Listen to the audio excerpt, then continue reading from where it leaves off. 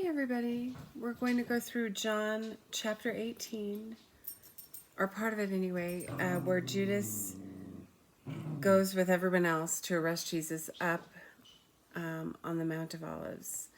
Remember, that's where they would often hang out up there. I'm assuming they might have even camped out up there, and there's, like, if you go visit it now, you can't go visit it now because of the war, but if you go like sometime in the future, you could actually like maybe drive up to the Mount of Olives and then walk down into the city.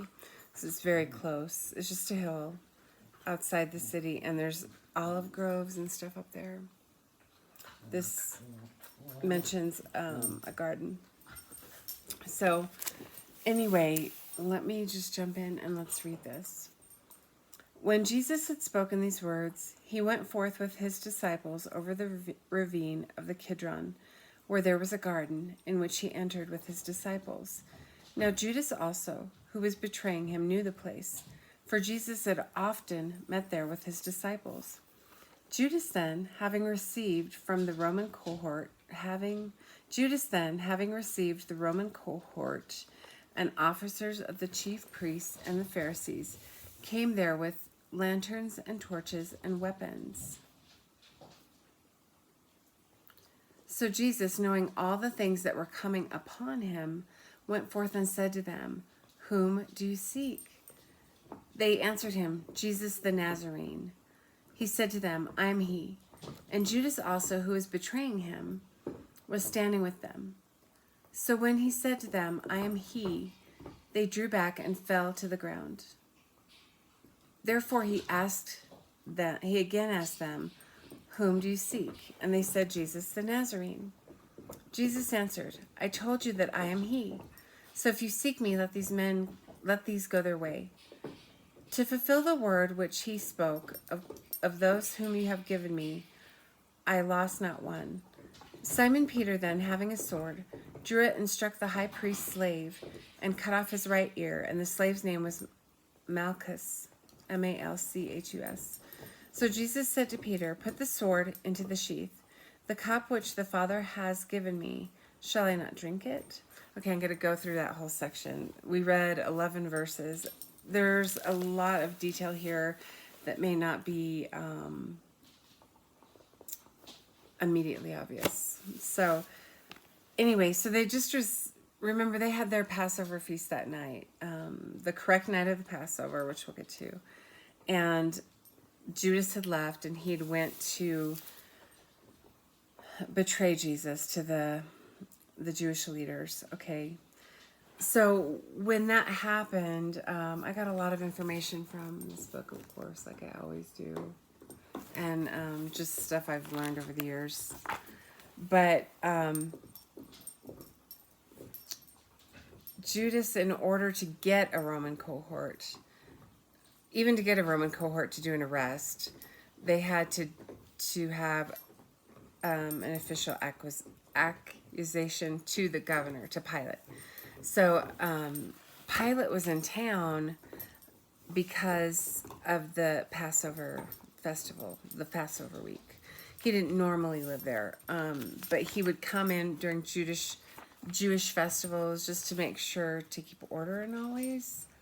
This book says, normally the governor was stationed in his headquarters in Caesarea, which under Rome was the capital of Israel.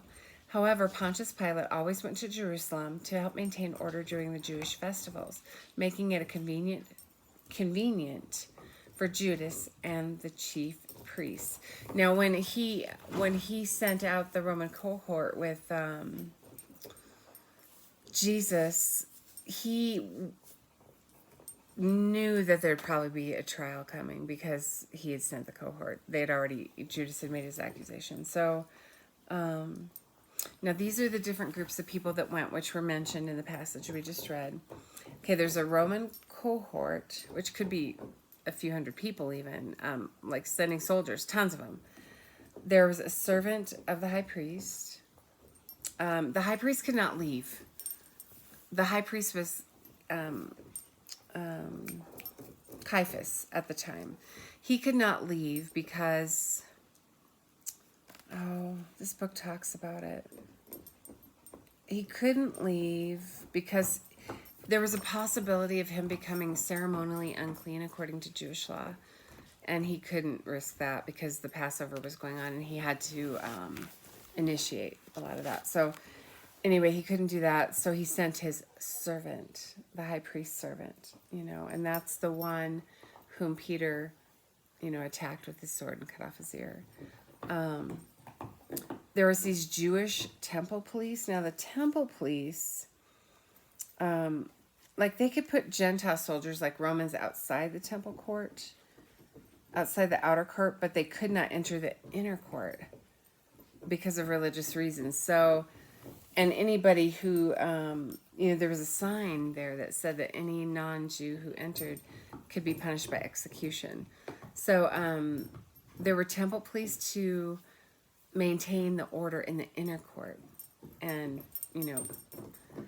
stop these things from happening. And then let me read this to you also. So there were those people, the Roman soldiers, which were many, the servant of the high priest, the temple police, and then finally the chief priests and elders. There were some of them, both including members of the Sanhedrin, which was a special Jewish court that will try Jesus later. And they were part of the multitude who accompanied Judas. So Judas was there. Their participation in the arrest violated the third law. Okay, so they're violating all kinds of laws. This is a sham. It's a sham of an arrest. It's going to be a sham of a trial. They're breaking many laws in order to get this done. My dog wants out. Let me let her out. Hold on just a minute. Hold on. I'm going to set this down on the floor because I'm going to knock it off my chair if I don't. So hold on just a minute. I apologize. Come on, you guys. Let's go out. Come on. Come. Both of you. Come on. Come on.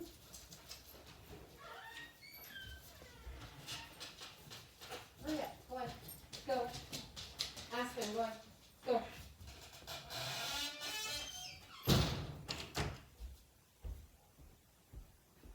All right, you guys know that's hardly one of my Bible studies accounts. Stop to let an animal in or out. So, sorry about that. I'm sure there's a way to pause this and start it again, or I could just link the videos together, but I don't want to, so anyway. Okay, Burger, you're fine. Go lay down. All right, one dog came in and the others went out. So, all these people came to arrest one man. And, of course, Jesus had his disciples with him.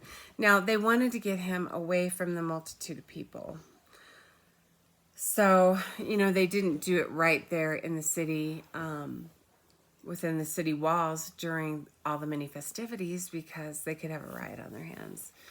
So they went to him when the apostles and Jesus were in the Garden of Gethsemane up on the Mount of Olives to avoid that. And Judas could lead them there because he knew where they hung out and where they stayed and all of that. So anyway, so let's see what else we got here. Jesus approaches them. All these people come to arrest him. He approaches them. And this is super important. Like when he says, whom do you seek? And they say, Jesus the Nazarene. He said to them, I am he. And Judas also, who was betraying him, was standing with them. I got to highlight something right quick. So remember when Jesus says, I am he, and this happened at another time when he claimed I am. I am is a term for God. The correct, in the Greek, the Greek would be E-G-O-E-I-M-I, and it means I am. It's his declaration that he is God. Now, when he says that, they all fall back at that. So I don't know if that's supernatural or if they're just like, he's claiming to be God. They'd heard him claim, or some of them might have, because other people, others had, other Jewish leaders too, had claimed him, had seen him claim to be God before, including that same phrase in the temple when they were in an argument. And I think that was from Luke. I don't think John shared that. Or did he? Yes, he did. John did share that. Yeah, he did. But anyway, so they fall back. And that's at his, remember this, you could look at John 17:12 for that. No, not that verse. You could look at Exodus 3:14 for when Moses was asking to God, like, when I go set my people free, who shall I say sent me? And God told him, say, I am sent you. So I am is a term for God.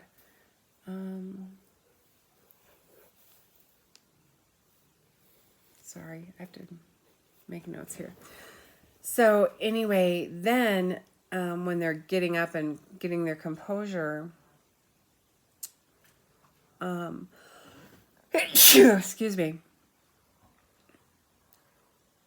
he asks them again, whom do you seek? And they said, Jesus the Nazarene. And he told them again, I told you that I am he. And our author says that second time, he's more clarifying what who they're looking for. So anyway, then Simon Peter takes a sword and struck the high priest's slave, cutting off his right ear. Now, all of the Gospels, Matthew, Mark, Luke, and John, talk about that incident where Peter cuts off the servant's ear. Remember, the high priest can't come himself, so his servant is there to make sure everything goes fine, I guess. So anyway, Luke is the only one of the gospel writers who actually mentions that Jesus heals his ear. So I don't know if you guys have seen the movie The Passion of the Christ, but I think it shows, if I remember right, Jesus picking up the ear and reattaching it and supernaturally healing this man. Now, in so doing, he may have very likely saved Peter's life, because Peter probably could have been put to death for that. So anyway, fascinating. Yeah, so Luke is the one who mentions that Jesus heals the ear, and that would make sense because Luke is a physician, so he's concerned about such things. So anyway, let me keep reading. Starting, did I talk about everything I wanted to? Okay, I guess I did. Okay, let's go to verse 12. So the Roman cohort and the commander of the officers of the Jews arrested Jesus and bound him. It's skipping over the part where Jesus kisses him, which has symbolic meaning to actually kind of showing, I think our author said it shows like that he's a disciple of Jesus. But anyway, okay, let's just keep reading. So the Roman cohort and the commander and the officers of the Jews arrested Jesus and bound him and led him to Annas first, for he was the father-in-law of Caiaphas, who was high priest that year. Now Caiaphas was the one who had advised the Jews that it was expedient for one man to die on behalf of the people. Simon Peter was following Jesus, and so was another disciple. Now that disciple was known to the high priest, and entered with Jesus into the court of the high priest. But Peter was standing at the door outside. So the other disciple, who was known to the high priest, went out and spoke to the doorkeeper and brought Peter in. That's a good place to stop and discuss. So, yeah, they arrested Jesus and led him to this man, Annas, who is the father-in-law of the current high priest, Caiaphas. Now, Annas was still important, though, and he was kind of control of the priesthood. Let me see if I can...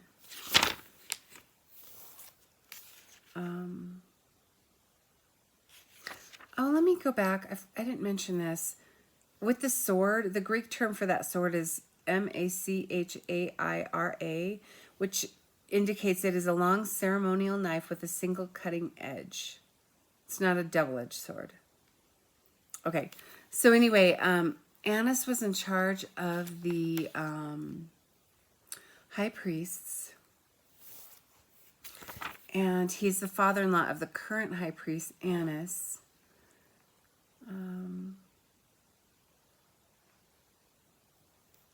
Okay, Annas questioned Jesus. Let's see, let me back up. Oh, Annas can retain control of the priesthood because he was succeeded by 4 or 5 of his sons.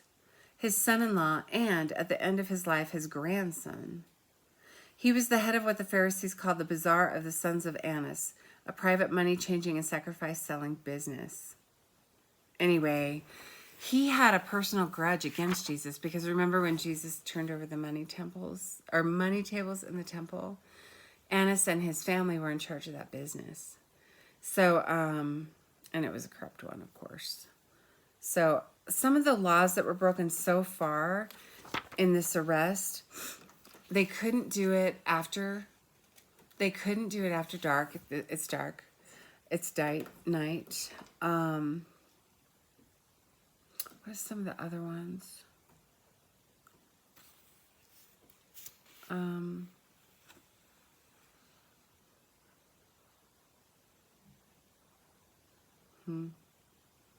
I don't think the members of the Sanhedrin could be there during an arrest, but they were. I think that was one of them.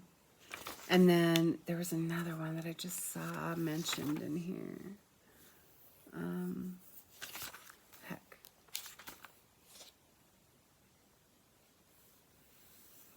Yeah, the verdict had already been determined. They knew what the verdict was going to be before. They haven't even started the trial yet.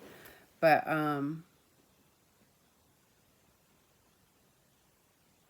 course, now I can't find the thing I was going to mention to you. Dang. But anyway, as they do this, they're breaking all kinds of laws. And so doing this.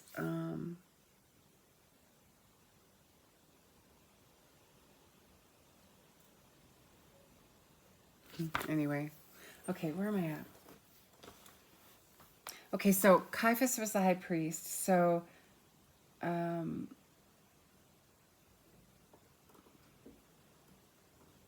when they get to the home of the high priest Annas, Simon Peter was following Jesus, and so was another disciple. That's John, the author of our book here. So the others fled. They ran. They weren't arrested, though, and that's fulfilling where, up in verse 9, where it says, of those whom you have given me, I lost not one. And Jesus says this back in John 17:12. So anyway, they're at the home of the high priest. John and his family obviously know the high priest. And so John is able to get in into the courtyard outside the home. I don't know if John is actually in the house, but he talks to them and influences them to let Peter in the courtyard. But Peter's outside warming himself by the fire, so I don't think Peter's in the house. But they can see what's going on, though, at least in part. Yeah. So the other disciple, John, who was known to the high priest, went out and spoke to the doorkeeper and brought Peter in. I think it's the door to the courtyard. Anyway, let's keep going on verse 17. Then the slave girl who kept the door said to Peter, You are not also one of this man's disciples, are you? He said, I am not. Remember when Peter said, I'll die for you. Kitty, what are you doing up there? Kitty, what are you doing up there? My kitty's like on top of the TV and he doesn't really even have enough room to stand up there. So he's kind of like on a balance beam almost. Jump down off of there, Meower. Come on. Kitty, kitty, kitty. Come on. There you go. Ooh, down you go. So anyway, Jesus said, before you will deny me 3 times before the rooster crows. There's a lot to that, but let's just keep going. So then the slave girl who kept the door said to Peter, You are not also one of this man's disciples, are you? He said, I am not. They knew John was. Okay. Now the slaves and the officers were standing there, having made a charcoal fire, for it was cold and they were warming themselves, and Peter was also with them, standing and warming himself.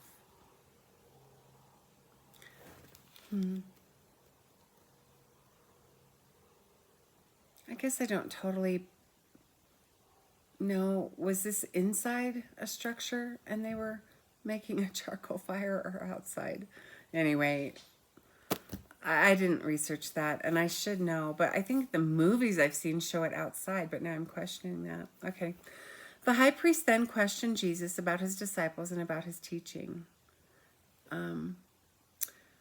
He questioned Jesus about his disciples to try to incriminate them. And then he questioned Jesus about his teaching in order to incriminate him. Remember, Annas, he has a grudge against Jesus for overturning those money tables. Jesus answered him, I have spoken openly to the world. I always taught in synagogues and in the temple, where all the Jews come together, and I spoke nothing in secret. Why do you question me? Question those who have heard what I spoke to them. They know what I said. Annas knows about his teachings. Jesus never did these teachings in private. So I think he's maybe trying to get Jesus to incriminate himself. But when he had said this, one of the officers standing nearby struck Jesus, saying, Is this the way you answer the high priest? Jesus answered him, If I have spoken wrongly, testify of the wrong. But if rightly, why do you strike me? So Annas sent him bound to Caiaphas, the high priest. This is my kitty Ice. And he's so sweet. He's my good boy. Yes, you are. Okay. So anyway, yeah, this is really troubling. Jesus is the high priest. He's the true high priest. The high priest was the one who would go into the Holy of Holies once a year, place blood on the mercy seat on the day, Yom Kippur, the Day of Atonement, to atone for the sins of the people for 1 year, symbolically. And he was the one that went between God and man. He would meet with God oh, kitty. He would meet with God once a year in the Holy of Holies. And so he was the go-between between God and man. Well, Jesus is the true high priest, the eternal high priest the only one who could go between God and man and provide salvation. So the fact that this man is hitting Jesus because of what he said to the high priest, it's just really disturbing because Jesus is the true and eternal high priest. But anyway, and basically Jesus is saying, legally they needed to have witnesses before this ever started, and they didn't.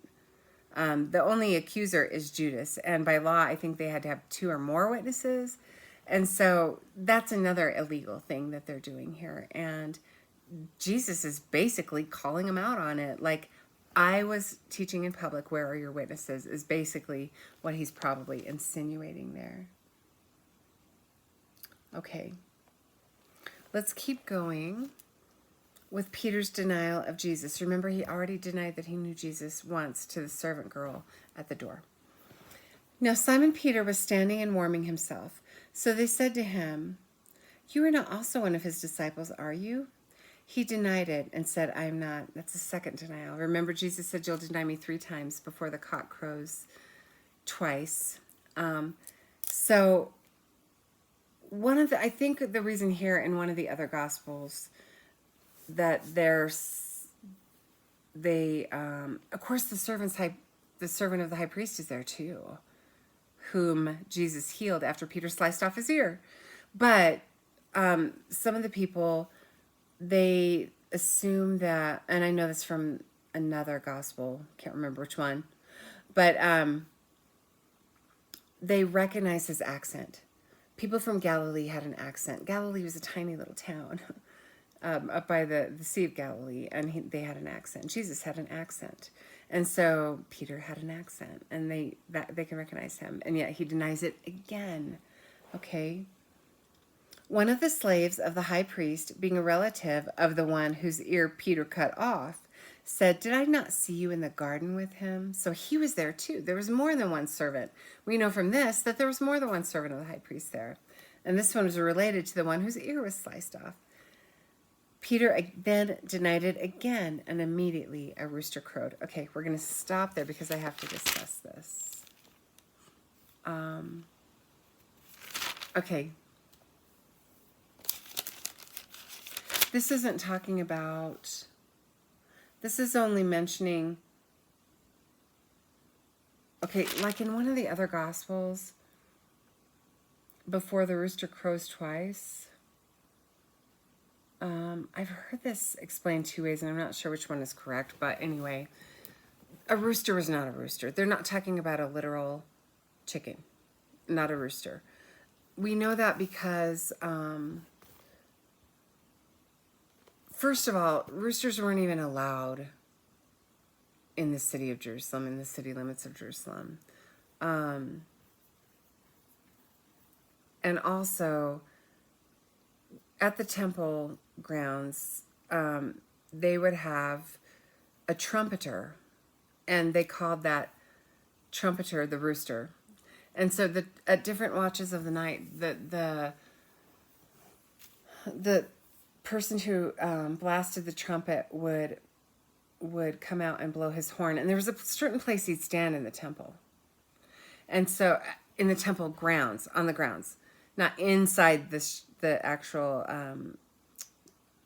tent of meeting or place of meeting, the temple building, but in the grounds.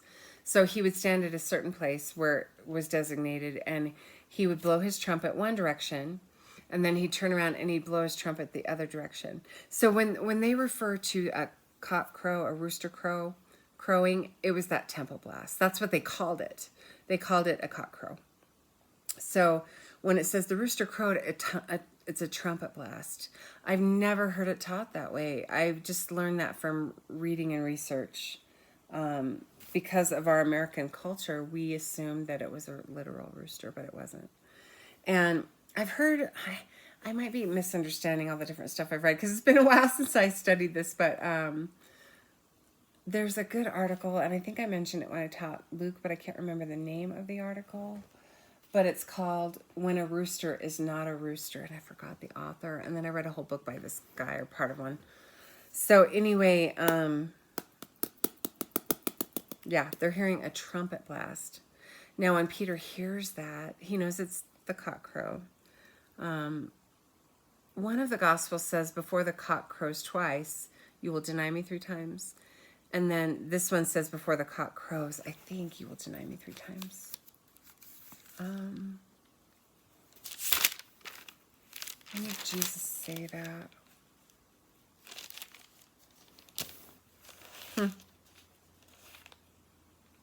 I don't remember. It was during the dinner. It was during the dinner earlier that night when Jesus said that he would die with them. Or Peter told Jesus, I'll die with you.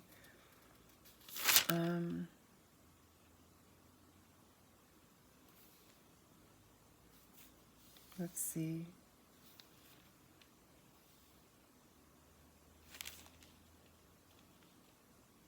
I should have wrote it down, sorry. Jesus answered, talking to Peter earlier in the night. This is John 13:38. Jesus answered, will you lay down your life for me? Truly, truly, I say to you, a rooster will not crow until you deny me 3 times. So when the other gospel, it's not contradicting. Our author says the second cock crow, like this first cock crow is at midnight. And then the trumpet is also blasted again at 3 a.m. And I think there might be another one. But so our author's saying like the first cock crow was at midnight, and then the questioning goes on, and then the second one is at 3 a.m. But then I heard someone else say, well, when they would blast the trumpet, they would blast it one way and immediately turn around and blast it another way, which they might be referring to as twice. I don't know. I should have looked into it further to find out which one of those is more likely. But anyway, you can chew on that. Okay, where am I at?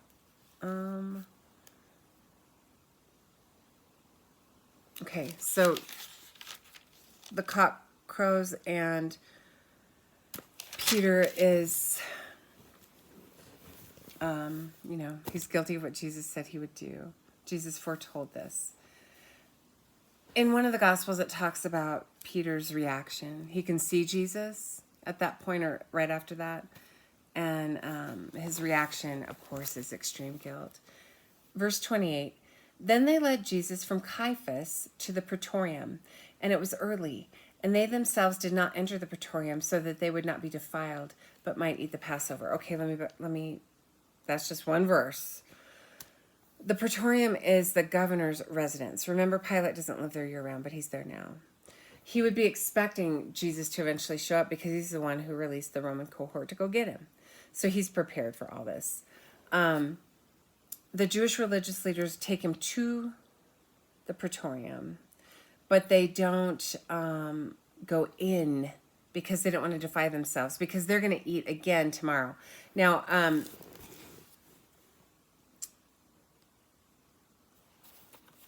this is also illegal because they can't have just taking him to Annas' house like they did was illegal. Yeah, there were members of the Sanhedrin at the arrest. That was another one. They couldn't be there at the arrest. That was illegal. Everything. I mean, they just did so many illegal things in this arrest. What other ones? Oh, Luke noted that the Sanhedrin gathered into the high priest's house, thereby violating the sixth law. Sanhedrin trials could only be conducted in the hall of judgment of the temple compound.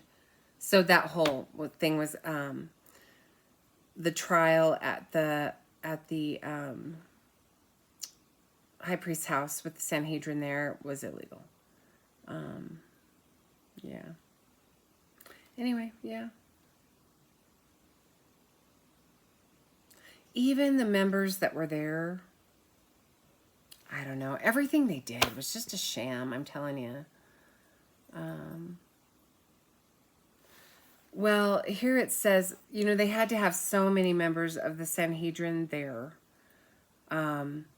We know that at least 2 members were missing, according to my author here, Nicodemus and Joseph of Arimathea, whose tomb Jesus was buried in. Those were followers of Jesus. They clearly weren't there. And so, yeah, it's a sham. It's a sham. But anyway, let me keep going. Now, the next day, these people get confused about, and me as well, about, you know, the disciples and Jesus have just eaten the Passover meal. And then it talks about, like, the Jewish leaders can't go into the Praetorium where the governor, Pilate, lives because he's Roman and they don't want to defile themselves. They want to be able to eat the next day. And people get confused. Well, did Jesus eat the Passover early? No, he did not. Let me find that part.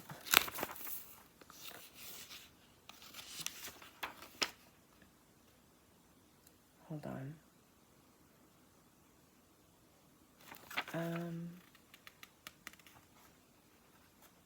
Where am I at? Sorry.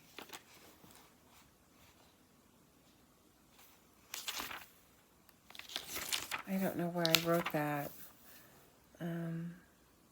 Okay, listen to this. Because the Passover is mentioned, some assumed that Yeshua, Jesus, ate his Passover a day early. However, he observed the Mosaic law perfectly, down to every yod and tittle. And the law specified the day of the month of Passover must be observed, so undoubtedly Yeshua obeyed that commandment. The pronoun they refers to the chief priests. Jewish families ate their Passover meal on the first night of Passover. At 9 in the morning on the first day of Passover, the special sacrifice, I don't know how to say it, Chagigah, was made, of which only the priesthood could eat. So this was a special meal that only the priesthood ate. It was offered immediately after the regular morning sacrifices and was roasted and eaten later that day. If, however, the priest became ceremonially unclean before the Chagigah was served, they could not eat of it. One way to become ritually defiled was to enter the home of a Gentile. That was why the chief priest did not enter the Praetorium, because they're going to eat again tomorrow. The special meal for just them. Okay.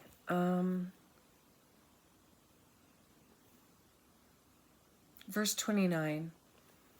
Okay, they brought him to Pilate. We're in 34 minutes. Is that a good stopping spot? I think it is. That's a lot. I've given you a lot to chew on. Let's finish chapter 18 next time, and I hope you have a great week.